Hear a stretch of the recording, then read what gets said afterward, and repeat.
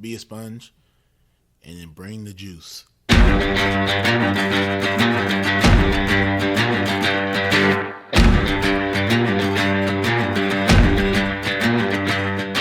By focusing on your improvement, by focusing on your progress, and eliminating any fixed mindset that you may have and acts of perfectionism, then you encourage your own mastery. On some level, we do what we want to do 24 hours a day. Now, sometimes it may not seem like that, but if I'm choosing to work instead of sleep, what I'm actually saying is keeping my job is more important than sleeping. I'm tired of this. I'm tired of getting beat. What can I do to get over this hump? So mentally, that's when I kind of put that forefront, like, hey, it's either all or nothing.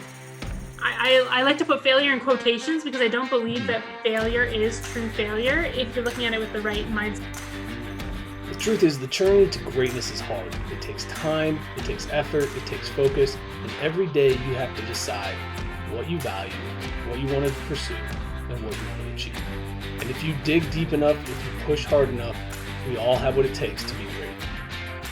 Welcome to the Edge of Greatness.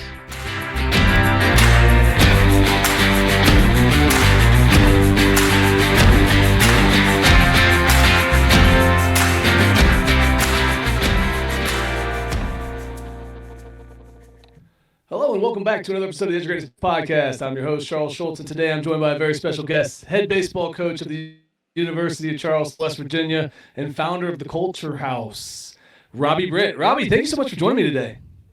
Man, I'm glad to be here and excited to share some time with you. I've done some research and, I love the organization and a couple of the books that you've written. So I'm really excited to share some time with you today. Well, I appreciate that a lot. So let's start off today. Tell me a little bit about what it's like with minivan dad life. Oh, man, I love it. It took me some adjusting to it. It was hard to kind of put your ego aside because I had a Chevy Silverado. I loved my truck. But really now, it's like driving a space shuttle. That's the way I describe it. And, we're just really lucky with our kids. So I love driving them around. I love that. I recently switched over to the minivan as myself, and it was definitely a transition to that. But now, the automatic doors and the extra space, it's not so bad.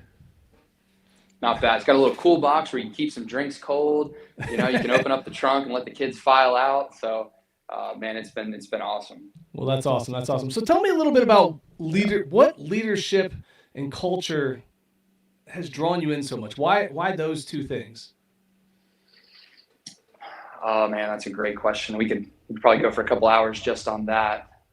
I remember, I believe it's John Gordon that has written in one of his books that culture beats strategy. And I've always just been drawn to that idea that, the X's and O's are important inside of whatever it is that you're doing, whether you're leading a traditional classroom, whether you're running a business, or of course, in my case, running a baseball organization. So the X's and O's are important, but really, if you want to build consistent performance, it's based on who you have in your house, who you have on your bus, and the ability to create an environment that's sustainable. That's something that I think is an incredible challenge for any leader. And it's something that I'm really interested in and very curious about. And so, that's something that's always sort of piqued my interest and something that I've always been drawn to. So you're entering year number 4 now at the University of Charleston, correct? That's right. Yeah, going on year 4. So what's something that surprised you when it's come to building a culture in a place like that? I think it's it goes back to the sustainability of it. The challenge is sustaining something that you've seen work once or twice, but being able to sustain that day after day, year after year, that's the ultimate challenge. And I think that's why I have so much respect for programs like an Alabama football or the New England Patriots, a Vanderbilt baseball. You look inside of like business, I look at a Chick-fil-A and I say, any Chick-fil-A that you go to, it's the same execution no matter what. I think I've eaten Chick-fil-A a lot in my 29 years on earth. And I would say I've probably had only 3 orders that have ever been messed up whatsoever. no matter where I go, the execution is always the same. And so I think that's the challenge, but it's also the really exciting opportunity inside of leadership is to sustain excellence at a high level. And so that's something that's definitely tough, but I've really enjoyed that. Yeah, no, I love that you mentioned the high functioning organizations, and not just on sports, but in like the business aspects as well, because I find it interesting that so many people, when they're talking about those high performing organizations, there's almost like a negative connotation to, like, when people talk about the Yankees, when people talk about Alabama football, they want to see them lose. Why do you think people don't appreciate the greatness that's occurring, that's in front of them in that moment? Why do we want to see the greats fall? I would argue it's because it's easier to be average. Extraordinary performance is really difficult. And we actually had that discussion with our team yesterday that I'm sorry, I've got that mower going outside there. I don't know if you can hear that or not. No, it's all good. But I would argue that it's because being average is easy. And so for us, when you're trying to create prolonged, sustainable success, that takes discipline, that takes accountability, that takes ownership. And so it also is really difficult. It takes, I try to stay away from the word sacrifice, but it does take the ability to make choices that are not easy. And so I think it's a lot easier for us to be negative about those organizations rather than to actually cheer them on and support them in what I believe is a worthy cause. Because excellence is hard to achieve consistently. Yeah, and it's even harder to maintain over a period of time, and that's the other piece about all this. And so I'm glad you mentioned that we like, or we're kind of drawn to average, because I saw you wrote that we are naturally inclined to be average, but we are divinely created for impact. In what ways are we naturally inclined to be average? Well, I think if you look neurologically, we're just the way our hormones work inside of us, and the way that we are somewhat biologically created for the path of least resistance. And so we're just here for survival when you really think about it. And that's why I think we're divinely created to be extraordinary, but it takes us fighting against the grain in order to achieve that excellence. And so that's the part that's really exciting inside of leadership and inside of high performance, is we have to have discipline, and we have to live that discipline out day after day in order to achieve something that is not natural for us as human beings. And so, I believe we're all divinely created for something exceptional. And I would argue that the vast majority of humans fail to ever reach that potential because it's so biologically difficult to fight against the environments that we're in or the people that we're around. And I think that's part of my personal calling. Our calling as a family is we want to empower leaders and inspire excellence. I want to inspire people to show up and become the best version of themselves by making exceptional choices and turning those into exceptional habits down the road.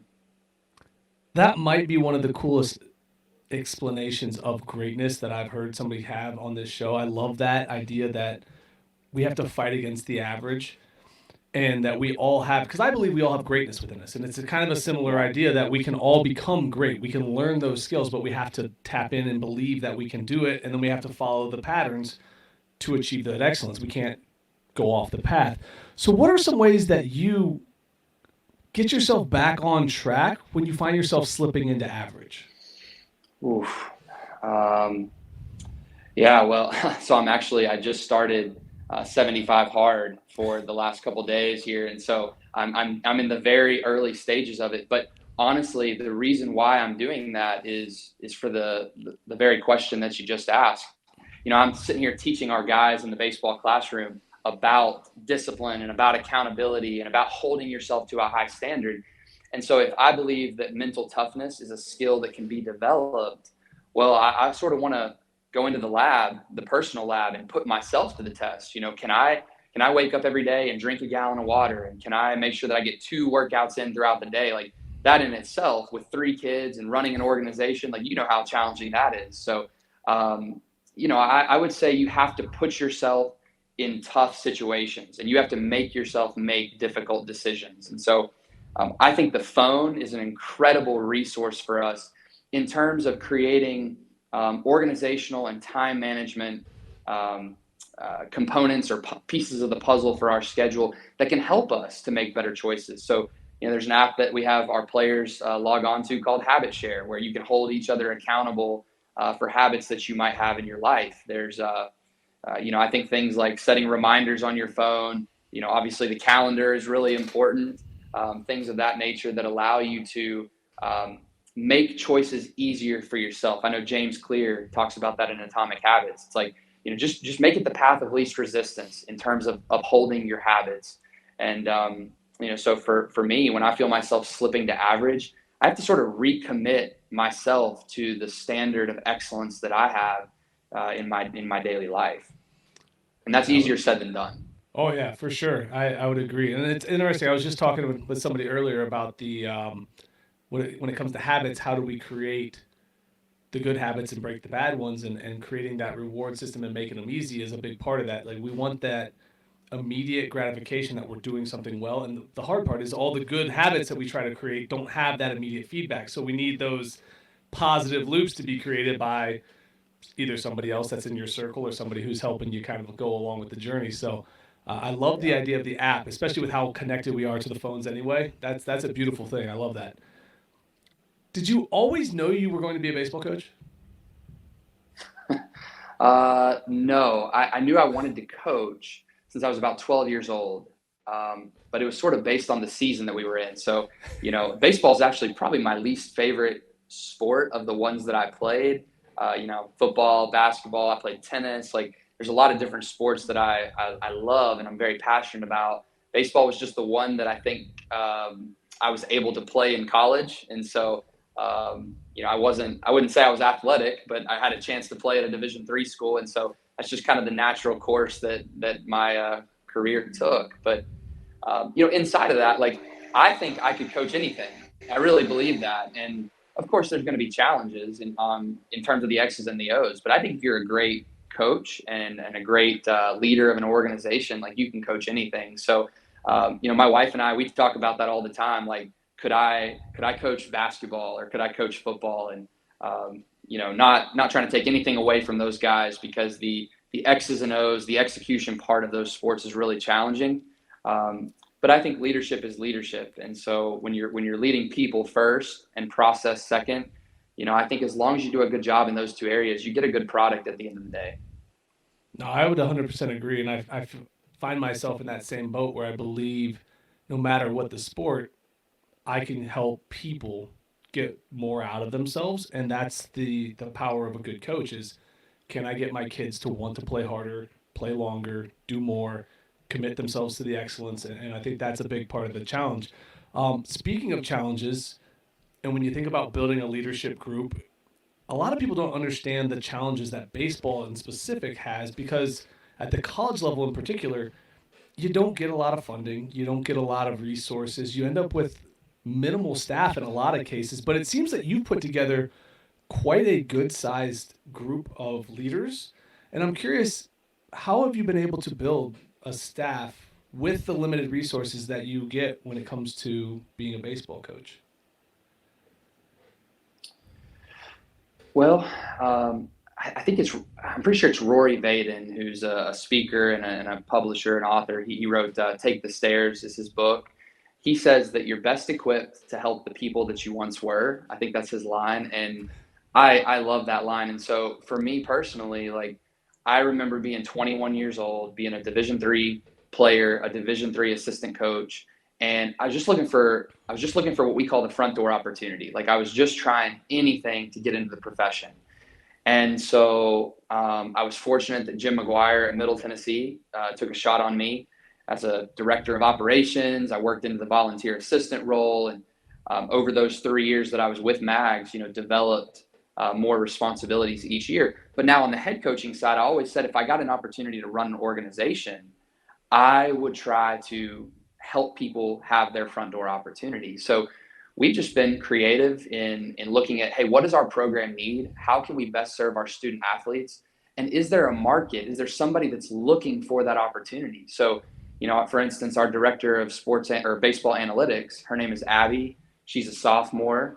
we recruited Abby from Columbus, Ohio. Like, she was somebody that wanted to be involved in baseball, wants to do this at the professional level one day. Well, there's nothing stopping an 18-year-old from doing a great job if you'll just train them and educate them on what you want, and then also empower them to take chances and to step out of their comfort zone and to learn on the fly. And that's what Abby's done. And I think she's propelled herself and positioned herself well for that next chapter of her life whenever that time comes. And so, of course, I'm very proud of the success that we've had in terms of our team GPA, our community service, winning on the field. But personally, I am very proud of the coaches that have gone on to other places. Ian McDonald at Indiana Wesleyan, Trevor Bierman at Chatham. And there's a number of individuals that have taken, they've made stops at Charleston, and it's taken them anywhere that they want to go. And so selfishly, I'm very proud of that piece of the puzzle. No, and I think you should be. And I love that you mentioned Abby, because I had a conversation with Tom Marker where she was working with before, and he mentioned her as being recruited as an analytics person. I thought it was the coolest story ever. And I love that she's adapting well. She's doing good for you. And I think that's a cool story to follow up and continue to pay attention to, because she went a different way to find her way into becoming involved in baseball. Because again, like you said, not many people are looking for that. Not people are doing that. So she took the initiative. Tom kind of probably helped her a little bit with that, but it's turned into a really cool opportunity for her, for your program. And I agree that, in my opinion personally, a good coach isn't just winning on the field. They're helping other programs develop their coaches for later in life. Because if you look at the really good ones like Saban, Urban Meyer, they have trees of coaches who end up other places. And so being proud of that, there's nothing wrong with it. I think that's the best way you can lead, is by building other leaders. So I think that's an awesome thing. I also noticed that recently, and again, I don't know if you've been doing it before, but you recently started writing a newsletter. There was like 8 issues at this point. So tell me what that time spent writing has taught you. That I need to get a lot better at writing. There's a number of things. I think I did it somewhat selfishly. I've always journaled in some capacity. And I think with the newsletter, it was an opportunity for me to start sharing some thoughts. And the more that I've put those thoughts down on paper and really had to focus my thoughts around a certain topic week after week, it's also helped me to develop some really valuable insights for our classroom sessions that we do with our baseball team. It's helped me develop some really cool insights for the organizations and the leaders that I work with through Culture House. And so, and last but not least, it's been very therapeutic for me. It's something that I get up early in the morning. I've always been an early riser, but now, especially with the kids, like, I have to create what Mark Miller calls margin for myself. So Mark Miller's a leadership expert that works with Chick-fil-A. He talks about margin, which is creating space and time where you as a leader can think and can create. And so that's my time, is early in the morning. And so to be able to do that with a cup of coffee, which is kind of my go-to drink. I love the steam coming off the cup in the dark hours, and just the feel of, hey, I'm gonna sit there and write and have a cup of coffee. I think it's made me a better leader. I hope that it served some people that read it, and I'm thankful for anybody that takes the time to read it, and I hope that it's helped them become more empowered, more convicted in their leadership journey, and more inspired in chasing excellence when they wake up every day. Yeah, no, I love that. I am too one of the 5 a.m. crowd to get up and get some work done, because otherwise the kids are in my lap and I'm not getting anything done at all. So I totally appreciate that. And you mentioned something interesting there. You talked about you started it selfishly. And I think sometimes the word selfish gets a bad rap, but really good things can come from being selfish. You mentioned that the selfishness of this has now led you to become more clear in your approach. You get some therapeutic stuff out of this. You get some information out to other people. So talk to me about another moment in your life where maybe you did something for you, but it ended up becoming a very good thing for more people than just yourself. Well, that's a great question. Well, I don't know if this is going to be a good answer or not, but I think if we're going to impact the external, we have to impact the internal first. And so there are a number of things. I think about even the decision for us as a family to come to Charleston. that was a tough decision. We lived in my wife's hometown. We were in the same state, Tennessee, is where my family's from. So everybody was right there. My wife was pregnant with our second child, Camp, at the time. And we made what I think a lot of people probably would have said was a selfish decision to move to Charleston, to chase this dream that Courtney and I have had ever since we started dating back in 2011. And, so that decision probably looked selfish in some capacity, but I tell everybody, like, that was the best thing that we've ever done for ourselves as a family, because it forced us to figure life out. As a young couple, I was 25 years old when I got the job. Like when we moved to Charleston, it forced us to have to figure out how to buy a house and have to figure out how to handle things on our own. And we're still, learning, we're still growing as we go through this life together. But, I think that it drew us closer as a couple, made us better parents. And obviously the opportunity to serve at Charleston has just been incredible. And so that's probably one example of, hey, I had to, I always share this story about before I took the job at Charleston, I sort of just got off by myself, and I had to go to this place where it was like, okay, I have no idea if this is going to work out. And so am I comfortable with the potential of getting fired one day? Like, could this thing go down? Because they had won 41 games the year before I got here, and had started to move the program in the right direction. And so when it wasn't like I was taking over a losing program and whatever I said was going to go, I had to think about, hey, could I be the one that takes this thing down? And am I okay? Am I going to be able to live the rest of my life in that space? And so I kind of had to go to this dark place. But once I got through that piece of the puzzle, and once I said, hey, yeah, I'll be all right, this is a chance we need to take, then I think it's helped me to coach more free. It's helped me to be more authentic in my leadership, because I've already wrestled with that question of, hey, what if this thing doesn't work out? So, I think if you're going to impact the external, you got to impact the internal first. And that was probably a decision that looks selfish on the outside, but it's one of the best things I think we've done as a family.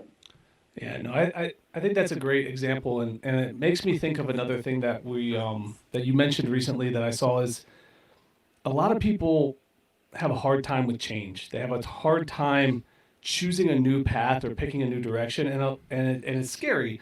And most of the time we choose to wait. We go, oh, well, on my birthday, I'm going to do this, or New Year's resolutions are just around the corner, or at the end of the school year, I'm going to do that. Why do you think so many people choose to wait to make these changes in their lives instead of just jumping in and taking that risk and just getting started? Yeah, I'm the first to admit that I can't stand change. I mean, change is incredibly hard. And I'd like to think that I've gotten better with it over time, but I don't know that that's the case.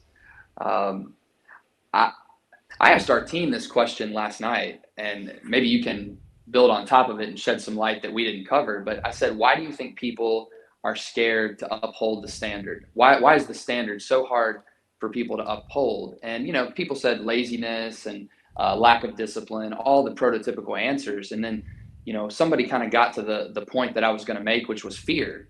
Fear is what keeps us from going into the unknown. It's that idea that, hey, there's one national champion. There's 8 teams that make the College World Series. There's only 56 Division II teams that make the NCAA tournament. What if we did all the work? What if we went as far as we possibly could? What if we were disciplined every day? We made all the right choices and it still didn't work out for us. And so I think that's what holds people back a lot of times from stepping into that fear is the fear of, hey, what if I did everything and it didn't pan out? And my answer to that is we have to commit to taking massive action. Like, a lot of people are interested. They're like, hey, I'm interested in this job because of the tweets that they'll put out when I get it, because of the articles they'll write about me. But being committed, it kind of goes back to what I said a little bit earlier, is you got to go to the dark place of saying, what if they're writing the articles about me getting fired? And if you're not able to wrestle with that question, or you choose not to wrestle with that question, then you're going to be scared in the decisions that you make, because you're going to be worried about the outcome. Versus once you're full on committed, and once you say, hey, I'm ready to take massive action, I'm ready to attack my standards, and align those with my goals, then I think that's when people become more adaptable and amenable to change in their life. And so it doesn't make it any easier, but I do think that when you've wrestled with that and you're fully committed to getting as close as possible to the result that you've set out, the vision that you have for your life, then I think your chances of fighting against change become a lot better. Yeah, no, I think that's an interesting point too. And when you think about the standards, I love the idea of the standards we live create the life that we want. But I think a lot of times we become afraid, like you said, because when we go all in, we don't have an excuse for why it didn't work. And we like the idea of being comfortable with going, well, I didn't really try that hard. I wasn't giving my best, so that's why I lost. Or we want that ability to lean on that reason. And if you don't give yourself that reason, like you said, that fear shows up, and then we doubt that we're doing enough. We doubt that we've committed enough, and then it just kind of fulfills that circle, and we become that self-fulfilling prophecy. And so that is a definitely difficult place to be, especially when you have a group that's very expecting very good things. They have these high expectations. You need those high standards to match those high expectations, but that's the scary part, because now you have to live up to both those things, the standards and the expectations. Yeah. And so, yeah, I'm sure you talk through this with, your clients and the people you work with, but goals, you don't get your goals, you get your standards, right? And so goals are great to have, but the standard is what ultimately you get at the end of the day. And it's your ability, I think Ben Newman calls it standard over feelings, right? We all have feelings, and it's important to know, to be aware of our feelings. But at the end of the day, like, really, your feelings don't matter. The standard is the standard, and you have to uphold that standard in everything that you do. Yeah. And the second you start to, I think the other thing that's difficult with standards is it's usually you and only you that know you broke it. And that takes a lot of discipline to sustain those high levels of standards, because now within an organization, you can have organizational standards and people may call you out. But if it's just, I did 9 reps, I was supposed to do 10, nobody else was counting, it's fine. That's enough. Well, you didn't live the standard. So now that person who did 11 instead of 10, they're passing you. Right? And so those little bits, little bits add up, and that's where the challenge comes in. So you spoke to this being hard, and I agree that the standard piece is hard, and getting people to buy into leadership and growth and just constant digging for more. And you mentioned once before, I saw one of your posts, and it says, choose your hard. And I love that philosophy, because no matter what you choose to do, it's a hard choice. Can you tell me about how you teach your athletes the power of their choices when using this philosophy? Yeah, so we have something that I created when I was at Rossview High School. So I was a U.S. history teacher, and I didn't want to have 25 rules, don't talk when the teacher's talking, keep your hands to yourself, blah, blah, blah. So what I did was sort of went to the why of why people make choices, and we came up with 6 what we call championship behaviors. And so preparedness, respect, engagement, discipline, selflessness, and excellence. And we've got definitions for each one of those. But at the top of the championship behaviors is actually the middle part. It goes choice, leads to behavior, leads to habits. So our goal is to get our guys to understand that the choices that they make lead to the behaviors that they embody, which ultimately lead to the habits that they have, and that's the sum of their life. And so inside of the championship behaviors, it's also getting them to understand that there's a ripple effect to any choice that they make. So if I show up and I'm unprepared for class, well, I may think that it's only me that's impacted, but what about the classmates that have showed up every single class, looking for me to help guide them in the right direction, because maybe I'm really smart or I'm really intelligent and I can offer something to them. Maybe it's my professor that's counting on me to engage with them and to be connected and to be intentionally focused on what's going on inside of that class, because they're relying on me for I know in Tennessee, like, we're scored on our students' test scores. So for me as the teacher, like, I'm reliant on the student to show up and be prepared every day. And so I think when we live in such a self-centered world, and it's not our kids' fault, like, it's it's actually not at all their fault. It's the environment that they're in, and it's the environment that they grow up in. And so ultimately, we as adults, we're responsible for that, for creating that environment. But it's such a self-centered world. And so the more that we can detach them from that self-centeredness and help them get out of the bubble and understand that there's a ripple effect to the choices that they make, I really believe that that's the core, that's the foundation of making better decisions. Because, there's a story about a guy that, he needed to lose like 100 pounds and he just couldn't get himself to do it. And then all of a sudden his daughter needs a kidney transplant. And he goes into the doctor and says, well, I'm the only match. They do the screening. I'm the only match. But the doctor says, we can't perform surgery on you. You're too obese. You're too overweight. Within 6 months, he dropped 100 pounds and they had the kidney transplant. So when our why is bigger than just ourselves, when we look outward and we say, hey, I have real impact on the people around me, I think it leads us to make better choices for our individual self. How often do you reflect on your why? Intentionally, probably not as much as I should. I think subconsciously a lot. It's just something that I sort of carry with me, and I would like to think maybe some other people would say differently, but I think I'm a pretty self-reflective person, maybe to a fault sometimes. So like last week, our family went to the beach for the first time in 4 years. We got to go on vacation together, and it was such an incredible week. There's something spiritual about the beach for me. Like, I love the sand and the water and being barefoot and, all those things. And so last week was really, really good for my soul because I feel like I got in touch with my why. And, again, I know I've referenced John Gordon a couple times, but he talks about burnout and says, people don't get burnt out because they lose love for what they do. They get burnt out because they forget why they do it.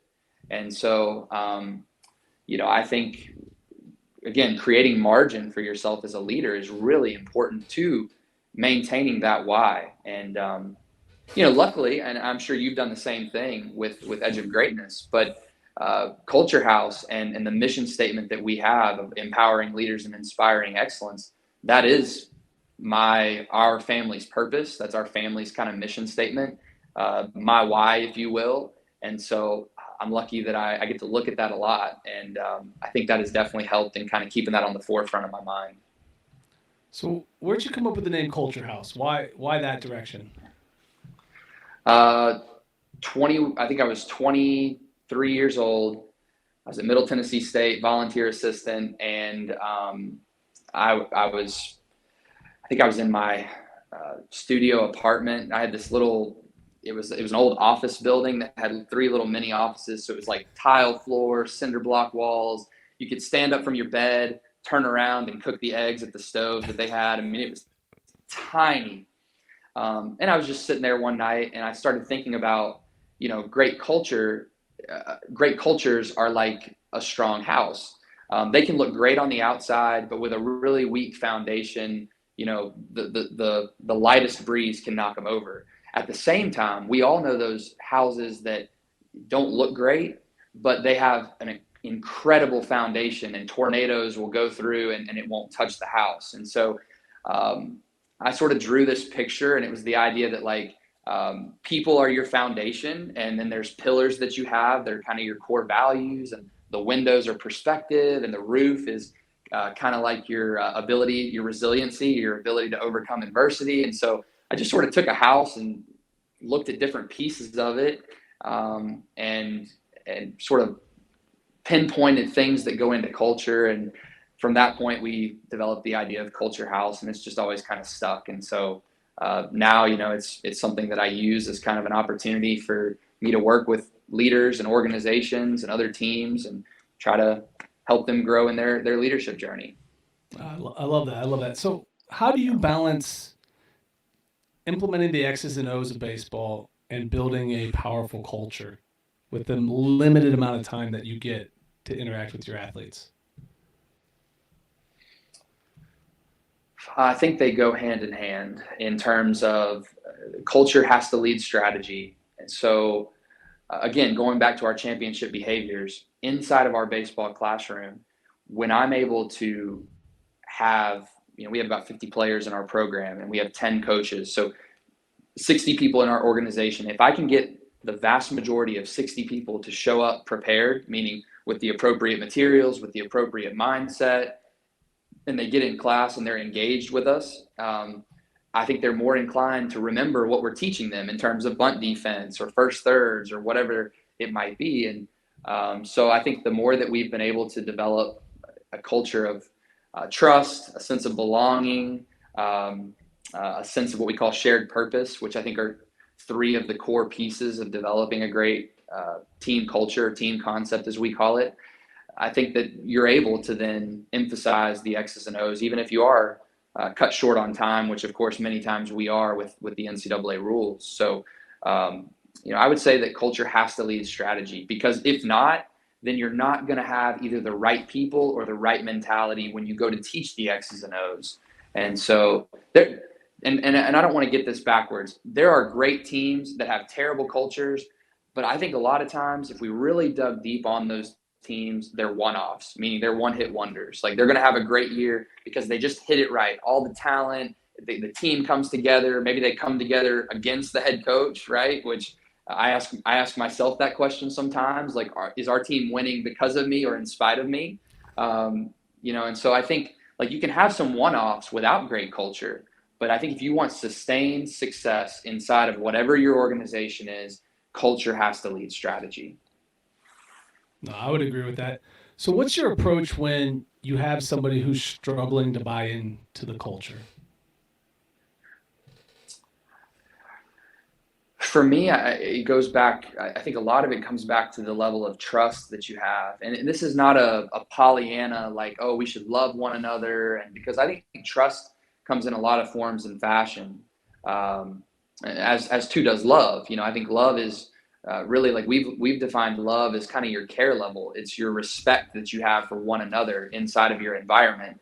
And the people that you love, you typically have a high care level for those individuals. And so, I think the first piece is to approach with an open mind and open ears, because many times I found that the guys that aren't buying in, there's something else that's deeper. It's not that they don't like Charleston. I mean, after all, they chose to come to Charleston, right? It's not that they don't want to be a part of the organization, because we're very transparent about what you're getting yourself into if you decide to come to Charleston. Like, every recruit, I have the same line. Like, if it's just about baseball, we're not the right fit for you. Like, it's the same line to every kid that walks through the door. And really, inside of that, I'm just trying to create clarity that, hey, I'm going to expect you to be excellent in three arenas: classroom, competition, and community. And if you're not invested in that, then you just won't work here. And so some guys, when they get in the environment, they're like, ooh, I didn't expect all this, even though it was very clearly defined. And I think a lot of times, if we just come to it as the leader with an open set of ears and an open mind, we can kind of dig into the past. And a lot of times that's where you're going to find that lack of trust. And from there, when you finally get the individual to open up and share kind of what's on their mind or what's on their heart, that's a really strong foundation to work from. Because now they're being open, they're being honest, they're being transparent with you, and it gives you a platform to start to develop that trust that it's going to take to get them to buy in. Yeah, I like that, and I think that's the big thing for a lot of leaders that they struggle with, is building that trust and being able to communicate clearly. So I think that's a very valuable lesson for these young coaches that might be listening. So as we wind down, I got a few more questions for you. The first one is there's an old parable about two wolves, and inside of each of us there's two wolves that live, right? The good one and the bad one, and the one that survives is the one we feed. Can you tell me about a time where you fed the wrong wolf and what you did to change that? Yeah. Again, I think so. One area that I've really grown in my leadership journey, I would say, is authenticity, being open and honest. And I think as young men, it kind of goes back to our last question as well. As young men, that's really hard. It's really challenging for young men to be open and honest. And I think I was an inauthentic leader at points in times. And so I look immediately back to my time at Middle Tennessee, and we had a lot of great time. I learned a lot. We had some really good experiences, and we did well in certain capacities of our program during those 3 years. But when I got to the end of that third year, it was kind of this idea of, hey, I'm going to climb the ladder. Like, I had this vision in my head of, I'm going to be the youngest Division I head coach to win a national championship. And what a stupid goal, what a stupid vision, what a self-serving or a self-centered goal to have. And what I realized is you get to the, I guess, top of this proverbial ladder. Here you are, a Division I assistant coach, and you look over the edge and you're like, oh my God, I've been climbing the wrong ladder the entire time. And there were a number of reasons and examples as to why I got to that point in my life where I looked over the edge and said, this is the wrong ladder that I've been climbing. But I think that's a perfect example. You get into that, the mentality of, kind of chasing self-fulfillment through results. And that is a scary place to be. And I was feeding that wolf every day, and it was the idea of, hey, what are they going to post about me on Twitter? What's our offense doing in Conference USA? Are we still leading the pack? What is this going to potentially lead to down the road?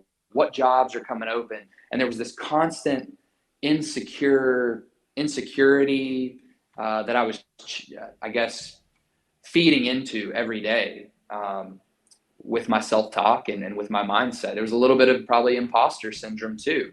D3 athlete, D3 coach, I had no business being here, and so there was those two things combined. I think I fed the wrong wolf for a lot of my days at MTSU. And I look back at that with a little bit of sadness and regret. I think it's healthy regret, but I think about the players that I got to be around and probably did them a disservice to some extent. And so when I got to Rossview and then ultimately coming to Charleston, that's something that always is on the forefront of my mind, is making sure that, I'm doing this for the right reasons, that I'm doing this for, of course, my personal family, my wife and my kids, and to support them and to provide a great life for them, but also, for the 60 people that are inside of our organization, for that 22-year-old coach that wants to go out and make a career out of this profession.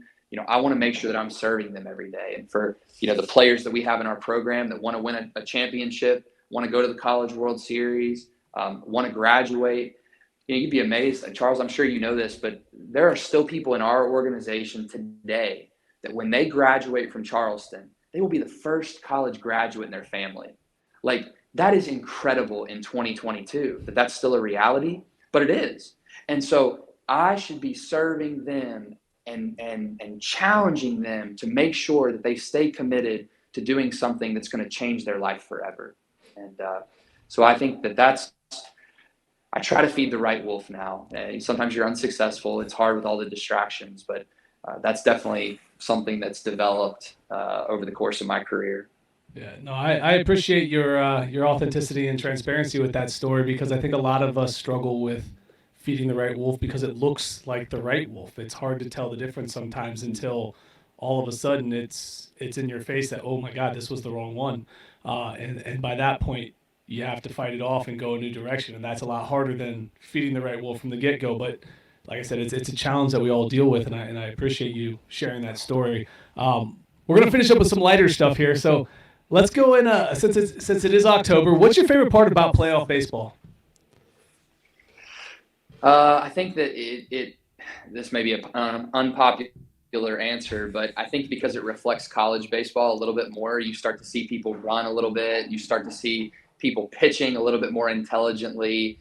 You start to see guys striking out less and moving the baseball more. The managers, I think, are a little bit more in tune in some of their decisions that they're making, and just the intensity that it's interesting to watch the dynamic of 162 games and how then it flips, and you start to see this team concept develop in a very short period of time. And that's what we preach here at Charleston is this idea of a team concept. And so to watch that sort of take shape inside of the hunt for October, the hunt for November in the World Series is always really exciting. No, I agree. I think that's my favorite part as well, is you watch throughout the season and you see these big shifts. I'm like, man, if you just bunted it down the third base line, you might get a double. But you don't ever see that play out until you start to get into playoff baseball. And now you got people running and hitting runs. And working against the shift and bunting and moving people up. And it's just, in my opinion, I think it's baseball the way it's meant to be played, with a little bit of hustle, a little bit of grit, and a lot of energy and excitement. And I think that's the best thing about it for sure. I know you're speaking at the Connecting the Dots clinic in December. I wanted to talk a little bit about that, show a little love for TJ.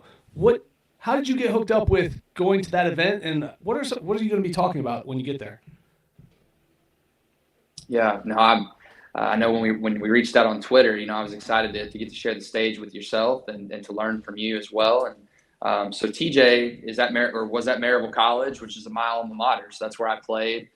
Clint Helton, who's the head coach at Maryville, was in my wedding, and it's one of my best friends in coaching. And so the opportunity to get to go back to my hometown, it's where my parents still live, is really exciting. And I love what TJ's done in terms of trying to look at different components of the game and how we can connect those dots, no pun intended, but connect those dots. And so around a great speaker lineup, some guys that are on the analytics side, people like yourself that are on the leadership side, I look at that and I just get really excited. What I do want to do now is give you an opportunity to connect with my listeners. Where can they follow what you're doing? If they're interested in the Culture House, where can they go to see some of that, and follow along with some of the journey that you have happening right now? Yeah, so I've got the newsletter that comes out every Monday, which is really something that's been awesome. People can follow along at Coach RB6 on Twitter and Instagram. And also just got a website that I'm working on getting up and running. And so if people go to empower.card.co, that'll take you to the website. So Card is a platform that allows you to develop really easy, user-friendly, one-page websites, and people can then connect to all my different things from there. So also, if people want to reach out to me, Robert Britt at ucwv.edu. I answer email as well, and would love to connect with anyone that's interested in what we talked about today. Yeah, no, Robbie, I appreciate your time, man. It's been a lot of fun talking. I wish we didn't have that technical difficulty right there at the end, but that's okay. We'll make that work. And if anyone's interested and they followed along, they've enjoyed this conversation, make sure you check out Connecting the Dots Baseball. The clinic is in December. It's going to be down in Maryville, Tennessee, like Robbie was talking about. I think it's going to be a lot of fun. It's going to be some good stuff. You get to connect with us a little bit. We'll have a drink together or something like that, have a little time with it. So, Robbie, thanks again. I appreciate your time. As always, guys, keep reaching for the stars. Fall flat on your face. But remember, whenever we fall, always get up. Thank you for joining us today on the Edge of Greatness podcast. If you haven't yet, please take a minute now to subscribe and review our show. Join us again next week as we continue to dig deeper into the key components of greatness. The path to greatness is never linear, so remember to keep pursuing greatness no matter what. Keep stretching your abilities, reach for the stars, and fall flat on your face. But remember, no matter what happens, whenever we fall, always get up. Until next time, I'm Charles Schultz, and this was the Edge of Greatness podcast.